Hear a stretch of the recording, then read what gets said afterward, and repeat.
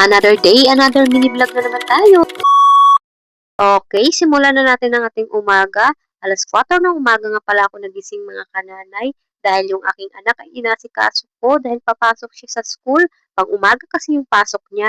Bali 5:30 ay dapat nasa school na siya. Grade 9 na ang aking panganay. Kailangan gumising ako ng 4:00 para makakain siya dahil nagluluto ako tuwing umaga para makakain siya. Heto naman ako, pagkatapos kong mag-asikaso sa aking panganay ay naglalaban naman ako dahil naghahabol ako ng oras. Kaya yan, nilabhan ko na yung aking mga labahin para mamaya isasampay ko na lang siya. Hindi lang ako naghahabol ng oras, naghahabol din ako ng tubig kasi bigla-biglang nawawalan nga kami ng tubig, di ba? Kaya ayan, hinahabol ko talaga yung tubig namin kasi ang hirap mawalan ng tubig tapos ang dami mo nakatambak na labahin. O di ba? Sakit sa mata, sakit pa sa ulo. 8:00 ng umaga, nagsimula na ako magligpit ng aming higaan kasi gising na sila.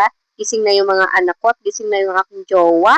Kaya hayan, magliligpit na naman si Inday Lisa ng higaan ng aking jowa. Magkahiwalay nga pala kami ng higaan mga kananay dahil ang sikip-sikip na pag nasa kwarto kami lahat. Doon sa kwarto namin ay ang aking mga anak ang kasama at siya naman ay sa sala. Kaya ayan, magkahiwalay kami.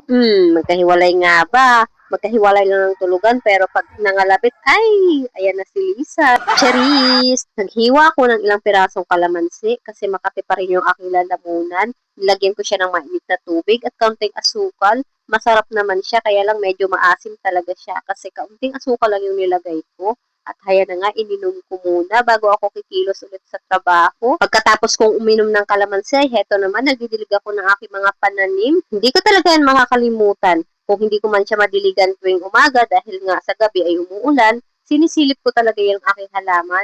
Natutuwa lang ako kasi ang ganda-ganda na nung tubo niya, tsaka malago talaga yung aking mga halaman na gulay. O di ba? Kahit papano, makatipid tayo. Kahit papano, meron tayong gulay na maaani.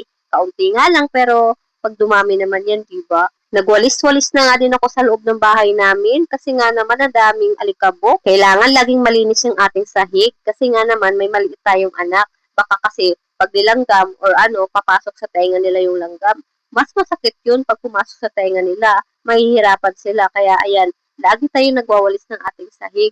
Yun nga lang minsan, nakakaligtaan natin dahil sa dami ng trabaho. Lutuan serye na naman tayo. Ayan, magluluto ako ng itlog para almusal nila. Bali, 2 itlog nga yung aking niluto. May ulam kasi kami ng asawa ko, niluto niya kagabi. May gata kasi yung niluto ng aking asawa na ulam kagabi, kaya ayaw kong pakainin yung aking mga anak. Natatakot ako baka sumakit na naman ang tiyan, kaya itlog na lang yung aking pinaulam sa kanila.